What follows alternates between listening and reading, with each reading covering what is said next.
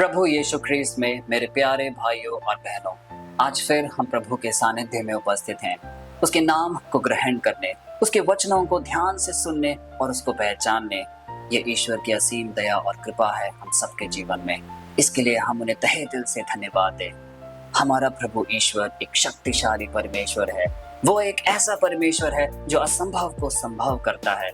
कभी कभी जब हम कोई चीज अपने मनोरथ में, अपनी इच्छाओं में प्रभु ईश्वर के सम्मुख रखते हैं तो स्वयं हम दिल से काफी शंका और डर का अनुभव करते हैं, क्योंकि हम ये सोचते हैं कि जो चीज हम मांग रहे हैं क्या वो प्रभु के सामने रखने योग्य है, या जो चीज हम मांग रहे हैं वो कितना विशाल है, कितना बड़ा है, क्या वो कभी भी पूरा हो सकता है।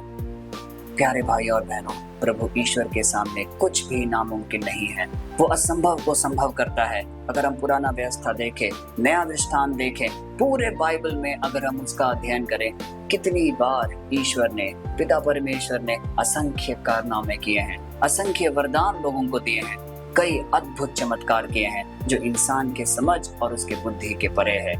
इसीलिए जब भी हम ईश्वर के सामने कोई भी मनोरथ या मन्नतें लेके आते हैं तो हमारा विश्वास दृढ़ होना चाहिए। हम में कोई भी शंका या डर नहीं होना चाहिए, क्योंकि यदि कोई भी डर हमारे जीवन में होगा तो हम विश्वास से कोसों दूर हो जाएंगे। आज का वचन जो हम अध्ययन करने जा रहे हैं वो लिया गया है उत्पत्ति ग्रंथ अध्याय 15 पद संख्या 1 से 5। ये हमें दिखाता है एक मानवीय प्रवृत्ति। इब्राहिम ईश्वर के साथ एक संवाद कर रहे थे। प्रभु ईश्वर जब इब्राहिम को कहते हैं कि आप निसंतान हो, लेकिन मैं आपके जीवन में एक अद्भुत कार्य करने जा रहा हूँ। ऊपर आप तारे देखिए, जितने तारे होंगे, जितने तारे आप गिन सकते हैं, उतने ही आपके पुत्र पुत्रियां होंगी। और यह सुनकर इब्राहिम काफी आश्चर्यचकित रह जाते हैं। उन्हें यह सब विश्वास करने में दिक्कत होती है, क्योंकि उनके मन में थोड़ी सी शंका थी, क्या ये सब संभव है। लेकिन जब प्रभु ईश्वर ने अपना सामर्थ्य दिखाया, उनकी अपनी अनुकंपा और कृपा उनके जीवन में दिखाया, हर वो चीज जो उन्होंने वादा किया था वो सब कुछ पूरा हुआ। आइए आज का वचन का हम अध्ययन करें और जाने कि किस प्रकार ईश्वर भी हमसे इसी तरीके से संवाद करता है और हमें किस प्रकार दृढ़ बने रहना है। आइए इस वचन का अध्ययन करें। उत्पत्ति ग्रंथ अध्याय 15 पद संख्या 1 से 5 हमें यह सिखाता है, यहोवा का आदेश इब्राहिम को एक दर्शन में आया। परमेश्वर ने कहा, इब्राहिम डरो नहीं, मैं तुम्हारी रक्षा करूंगा और मैं तुम्हें एक बड़ा पुरस्कार दूंगा।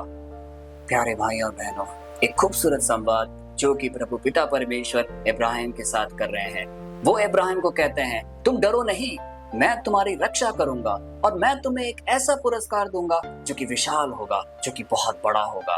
और इसके उत्तर में इब्राहिम क्या कहते हैं, किंतु इब्राहिम ने कहा, हे यहोवा, ऐसा कुछ भी नहीं है जिसे तू मुझे देगा और वह मुझे प्रसन्न करेगा, क्योंकि मेरे पुत्र नहीं हैं।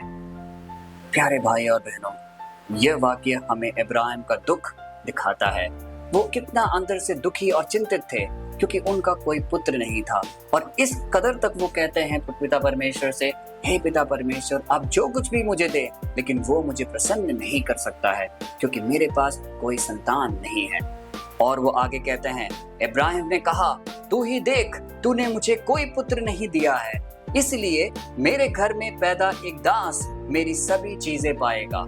इस चीज का भी दुख उनके हृदय में था कि जो दास उनके घर में है वो उनका उत्तराधिकारी बनेगा, क्योंकि उनके स्वयं उनका कोई संतान नहीं था। और यह सब सुनकर पिता परमेश्वर क्या कहते हैं, तब परमेश्वर ने इब्राहिम को बाहर ले गया। परमेश्वर ने कहा, आकाश को देखो, अनेक तारों को देखो, ये इतने हैं कि तुम गिन नहीं सकते। भविष्य में तुम्हारा कुटुंब ऐसा ही होगा, भविष्य में तुम्हारा कुटुंब ऐसा ही होगा। प्यारे भाई और बहनों, ये है पिता परमेश्वर का सामर्थ्य हम सबके जीवन में, इब्राहिम के जीवन में, क्योंकि वो उन्हें बड़ी स्पष्ट रूप से कहते हैं, अभी तुम्हारे पास कोई संतान नहीं है। वो उन्हें बाहर आने को कहते हैं, बाहर लाकर वो कहते हैं कि ऊपर आकाश में देखो, जितने तारे तुम्हें दिख रहे हैं, इतने असंख्य तुम्हें पुत्र पुत्रियां होंगे, यह तुम्हारा एक कुटुंब कहलाएगा। प्यारे भाई और बहनों, हमारे जीवन में भी प्रभु इसी प्रकार दखल देते हैं, क्योंकि शुरुआती अंश में यह कहा गया है कि पिता परमेश्वर ने इब्राहिम से वचनों के माध्यम से उनको एक दिव्य दृष्टि दी। हम क्या कर रहे हैं? हर रोज इस प्रार्थना सभा में एकत्रित होते हैं। हम प्रभु के वचन को लेते हैं, उनका अध्ययन करते हैं। ये वही वचन है जो पिता परमेश्वर ने इब्राहिम के साथ साझा किया था और उन्हें वरदानों से उनका जीवन भर दिया था। तो क्या वो हमें, जो कि हम रोज उनका अध्ययन करते हैं, रोज उनकी बातों को सुनने की चेष्टा करते हैं, हमारे जीवन को नहीं भरेगा, हमारे जीवन को चंगाई नहीं देगा? हमारे सारे वो असंख्य वरदान जो हम ईश्वर के सामने हम मांगते हैं, उसके लिए हम पूजा करते हैं, क्या वो उसे पूर्ति नहीं करेगा? निश्चय ही करेगा। वो ईश्वर जो इब्राहिम को निसंतान होने के बावजूद एक बड़ा सा कुटुंब प्रदान करता है, जिसमें असंख्य तारों के स्वरूप उनके पुत्र पुत्रियां होंगी, वो हमें भी निश्चित ही छुएगा, हमारी सारी इच्छाएं पूरी होंगी। यह है हमारा विश्वास और दृढ़ भरोसा अपने पिता परमेश्वर से। दूसरा महत्वपूर्ण भाग इस विषय में ये भी है कि किस प्रकार इब्राहिम अपने दुखों में, अपनी शंका में डूबा हुआ था, क्योंकि वो बहुत शंकित व्यक्ति था, क्योंकि उसके पास कोई संतान नहीं थी उस समय तक। इसीलिए जब ईश्वर ने कहा कि मैं तुम्हें एक बड़ा पुरस्कार दूंगा, वह तक उन्हें विश्वास करने में दिक्कत हो रही थी, जबकि वो जानते थे कि ये ईश्वर का वचन है। लेकिन फिर भी उनका हृदय इतना ठोस बन चुका था, क्योंकि उनके दिल में दुख था, उनके दिल में काफी शंका व्याप्त थी, इसलिए वो उन वचन को भी नहीं ग्रहण कर पा रहे थे। लेकिन जब पिता परमेश्वर ने उनको अपना सामर्थ्य दिखाया, जब उन्होंने उस चीज की पूर्ति की, तब उन्हें विश्वास हुआ और जिस प्रकार ईश्वर ने उन्हें कहा था, वो उसी तरीके से उनका कुटुंब निरंतर दिन प्रतिदिन, साल प्रति साल आगे बढ़ता गया। प्यारे भाई और बहनों, हमारे जीवन में भी प्रभु ईश्वर आज हम सबसे कहता है, हर वो व्यक्ति जो इस प्रार्थना सभा में ईश्वर के वचनों को सुन रहा है, हमारे दिल में भी दुख होंगे, काफी कठिनाइयां होंगी जिससे हम गुजर रहे हैं। कई ऐसी प्रार्थनाएं होंगी जो सालों से पूरी नहीं हुई है।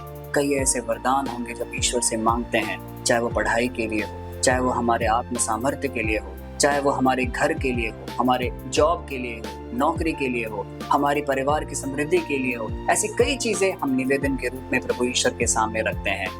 आज पिता परमेश्वर हमें यह कहता है कि वो हर रोज, हर क्षण, हर पल वो हमें देखता है, वो हमारे उदारता को देखता है, वो हमारे विश्वास को देखता है, वो ये भी देखता है कि किस प्रकार हम रोज उसके वचनों का अध्ययन कर रहे हैं, इस प्रार्थना सभा में सम्मिलित हो रहे हैं। और वो दिन दूर नहीं जब वो हमारे जीवन को छुएगा, वो हमारी सारी मतलबें पूरी करेगा, वो हमारे सारे निवेदन को पूर्ण करेगा।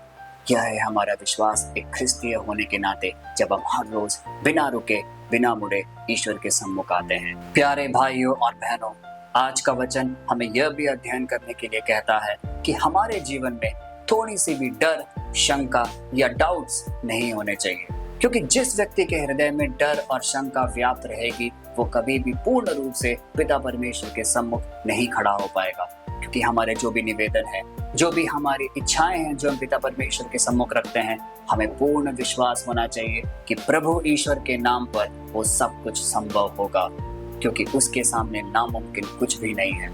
हाँ, थोड़ा समय लगता है, क्योंकि ईश्वर हमें वही चीज प्रदान करता है जो उस समय हमारे लिए उपयुक्त होगा।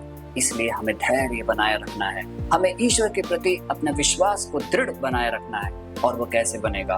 प्रभु ईश्वर के वचनों का निरंतर तरीके से अध्ययन करके, एक नियमित तरीके से जब हम पिता परमेश्वर के सम्मुख जाएंगे, उसके वचनों को जानेंगे, पहचानेंगे और उनसे एक संवाद करेंगे, तो निश्चय ही जिस प्रकार आज के दृष्टांत में पिता परमेश्वर ने इब्राहिम के जीवन को स्पर्श किया है, उसी प्रकार वो हम सबके जीवन को भी स्पर्श करेगा। और कितनी ही असंभव चीजें जो आज हमें दिख रही हैं, वो सारे पिता परमेश्वर के नाम पर संभव होगा। तो आइए इस छोटे से प्रार्थना की ओर हम आगे बढ़े।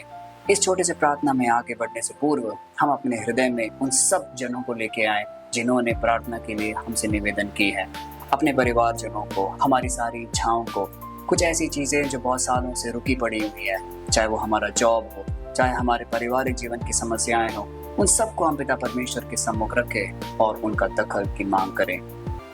हे पिता परमेश्वर, हम आज आपको धन्यवाद देते हैं इस सुंदर अवसर के लिए, जब हम आज फिर आपके वचनों का अध्ययन कर रहे हैं।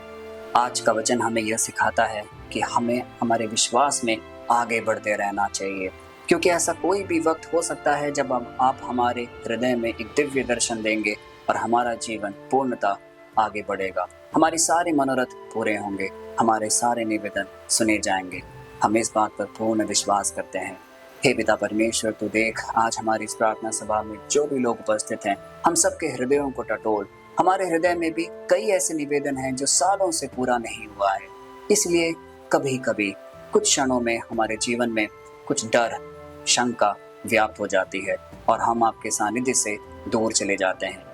हे पिता परमेश्वर, उन सारे मौकों को, उन सारे क्षणों को हमारे जीवन से दूर कर, क्योंकि हम एक भी मिनट, एक भी समय आपके बिना हम नहीं जी सकते।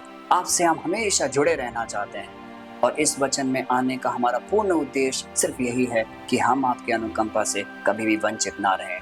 हे पिता परमेश्वर, तू हम सबके जीवन को छू और उसे चंगा कर।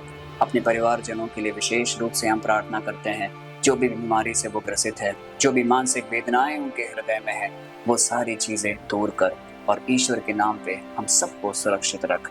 यह प्रार्थना हम करते हैं प्रभु ईश्वर के नाम पर, आमीन। प्यारे भाइयों और बहनों, हर वह जीवन जो प्रभु ईश्वर में निरंतर एक सुर में आगे बढ़ता रहता है, उसके वचनों का अध्ययन करता है, वो कभी नहीं थकेगा, वो कभी नहीं हारेगा। क्योंकि ईश्वर का वचन कहता है कि जब जब तुम मुझसे जुड़े रहते हो, तुम्हारा आत्मिक जीवन भी उद्धार की ओर आगे बढ़ता रहता है। क्योंकि वो है जीवंत जल, वो है जीवंत मार्ग हम सबके लिए। वो हमें निरंतर आगे बढ़ने की प्रेरणा देता है, चाहे राहें कितनी भी कठिन हो, चाहे कितनी भी दुख, दर्द, बीमारियां हमारे सामने आए। लेकिन यदि हम प्रभु ईश्वर को अपने से मजबूत रूप से रखे रहेंगे, अपने अंदर संजोए रखेंगे, तो कोई भी कठिनाइयां बड़ी नहीं है, कोई भी कार्य इम्पॉसिबल नहीं है। हर चीज संभव करने वाला है हमारा पिता परमेश्वर। आइए हम उनके सानिध्य में आए, आइए इस बात की हम उनकी प्रशंसा करें कि वो हमें निरंतर देखता और हमारी सारी इच्छाएं पूरी करता है। इस दृष्टांत को कई लोगों तक हम पहुंचाएं, क्योंकि यह है ईश्वर का जीवंत वचन। जितने लोगों तक ये जाएगा, वहां हर जगह ये फल उत्पन्न करेगा, उन सबको प्रेरित बनाएगा। यह है वचन की शक्ति हम सबके जीवन में।